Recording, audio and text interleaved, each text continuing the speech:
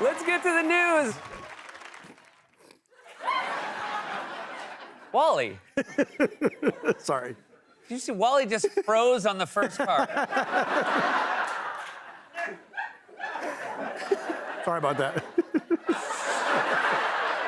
Own up to it. Look, Yeah, look at your camera and own up to it. I did. Okay. I did. I was thinking about dropping a card, and then I was just going to leave if I dropped a card. Then I just was in my head. Okay. I don't know why. But Well, you know what? I will say, best to do it on the very first card. And I didn't drop it, though. You didn't drop it? Yeah, so- Did you feel, were you like fumbling with it? No. Yeah. No.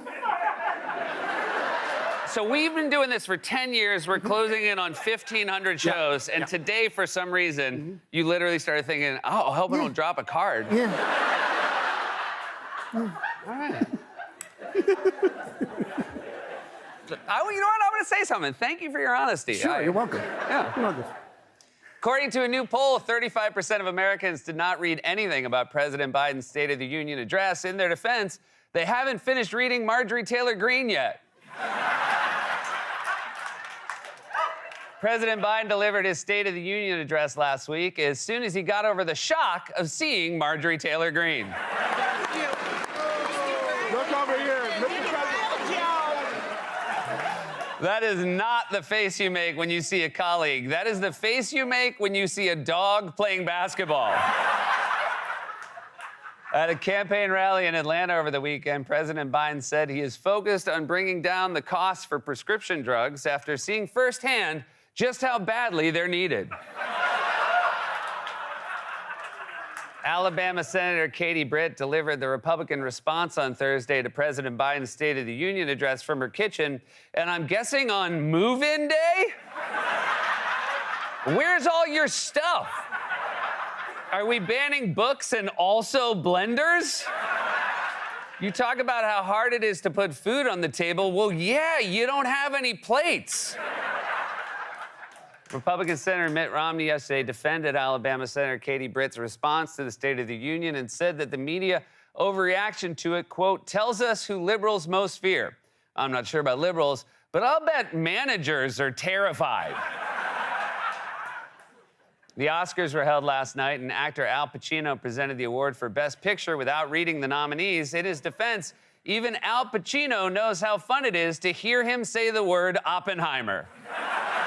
Oppenheimer! Kaboom!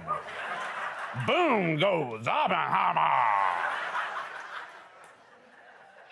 It's a big bomb! In a new interview, former President Trump agreed that TikTok is a national security threat, but said that banning TikTok would increase the popularity of Facebook, which he considered to be the, quote, enemy of the people. You think Facebook is the enemy of the people? Dude, have you been on Facebook? Everyone's uncle is on there, and they love you. A family in Florida was recently reunited with their 14-year-old dog that had been missing for 10 years, but sit tight, because I think he's gonna go missing again pretty soon.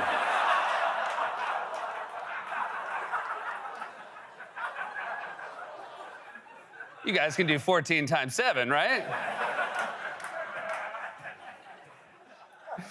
92-year-old billionaire, not quite there. 92-year-old billionaire Rupert Murdoch announced over the weekend that he is engaged to a 67-year-old retired scientist. And if you think that's crazy, next year they're letting him announce Best Picture. Oppenheimer. Oi! Oi, will you look at that? It's Oppenheimer.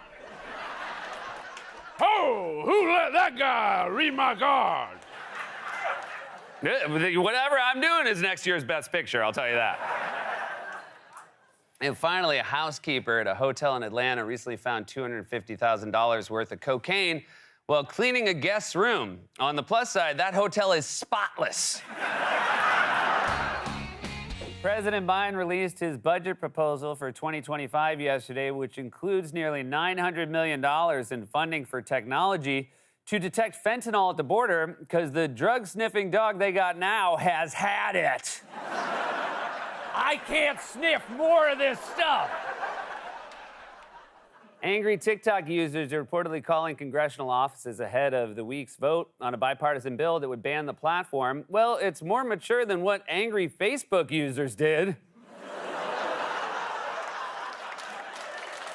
The White House announced yesterday that Housing Secretary Marcia Fudge is stepping down. Said Mike Pence, there's no need to curse.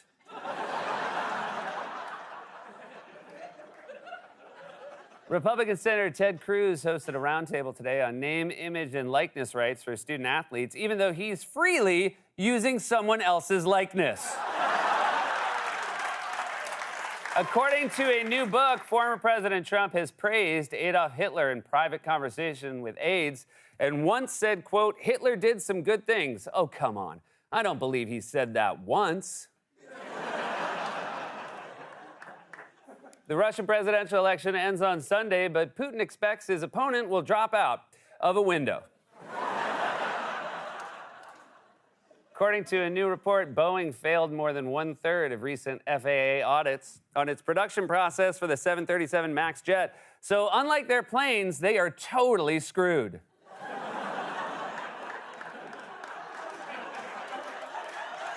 You know, on the way home, you're gonna be like, oh, okay.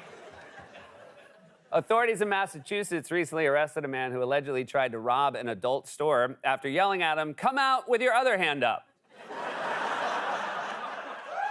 That's right, authorities in Massachusetts recently arrested a man who allegedly tried to rob an adult store, and easily, because he had his own handcuffs. Today was Utah Senator Mitt Romney's 77th birthday, and it was pretty disappointing. Oh, an Xbox? I wanted socks. That was a test and you passed. That joke's totally screwed. And finally, according to a new survey, 95% of U.S. teens have access to a smartphone, said the other 5%, Mom. Former President Trump suggested this week that he was open to cutting Social Security and Medicare. Dude, you're 77. Those should be your favorite things right now.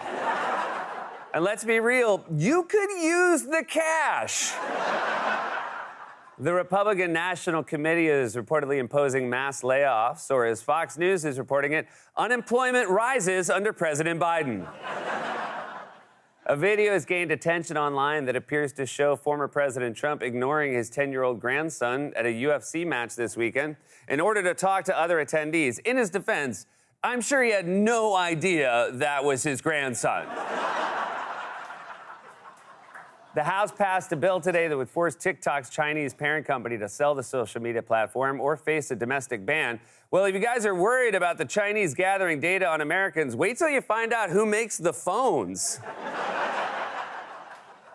A school board in Texas voted last week to suspend the district's superintendent after a transgender student was removed from a high school production of Oklahoma. Good, because if you start removing LGBTQ plus students, what you'll end up with is a terrible musical. Wise up.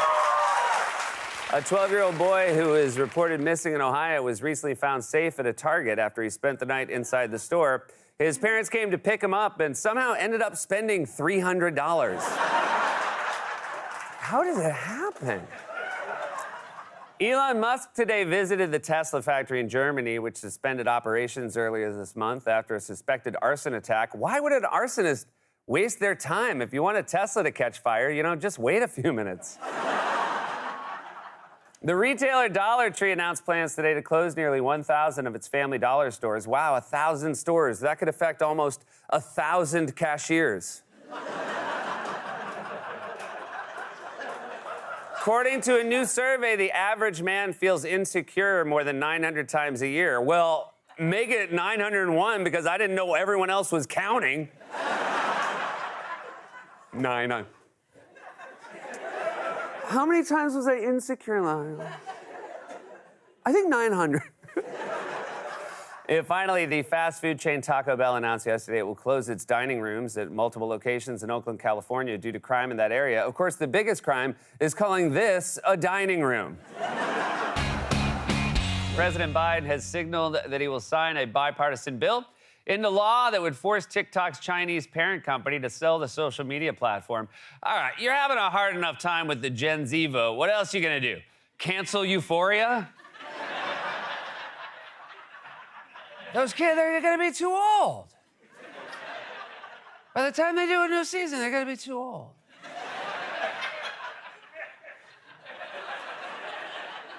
After the House passed a bill that would force the sale of TikTok, White House Press Secretary Karine Jean-Pierre called on the Senate to, quote, take swift action on the legislation. Okay, but have you seen the Senate? Some of these guys are just getting around to regulating the telegraph. I don't like the tapping sound. When asked yesterday about former President Trump's sudden support for TikTok, Republican Congressman Dan Crenshaw said, quote, he's getting bad advice from somebody. Hey, don't sell him short. He's getting bad advice from everybody. President Biden announced $3.3 billion in funding for infrastructure projects in Wisconsin yesterday and said, quote, we're filling in the cracks in the sidewalk. With what, gold? That's right, folks. We're pouring liquid gold into the sidewalks. No joke. We're gonna fix those potholes with a mixture of diamonds and cashews from the minibar. According to a new ranking, Boston is the best city to go to for St. Patrick's Day. I'm sorry, that should say from. The best city to go from. A new report estimates that Americans are expected to spend more than $7.2 billion on St. Patrick's Day, and that's with insurance. Former President Trump referred to himself in a Truth Social post this week as, quote, honest Don. And at this point, I gotta believe even he's being sarcastic. Check out honest Don over here. Nobody who's honest puts honest in front of their name. If there's a place called Honest Don's in your hometown, it's either a used car dealership or a pawn shop. Maybe a pizza place, but not the good one. When asked in a new interview about his meeting with former President Trump last week, Elon Musk said Trump came by while he was having breakfast at a friend's house. Well, that does make sense. He probably got there by smelling bacon and floating cartoon style through the window.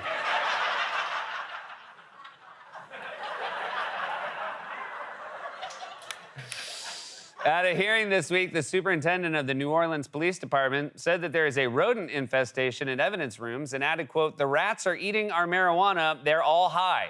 But good news, they've put out some traps.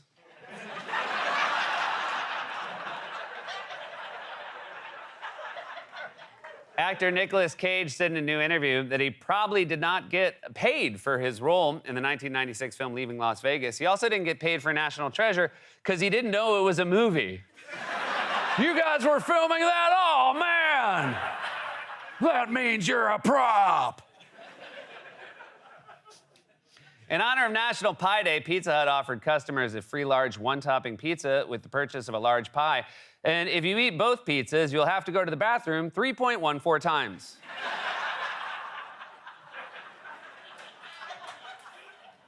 That joke wasn't really about math. And finally, Starbucks has unveiled its St. Patrick's Day themed Frappuccino, which features a matcha creme base mixed with caramel syrup and topped with whipped cream and caramel sugar crunch. Look for it on your local sidewalk Monday morning. And that was a monologue, everybody. We are off and running.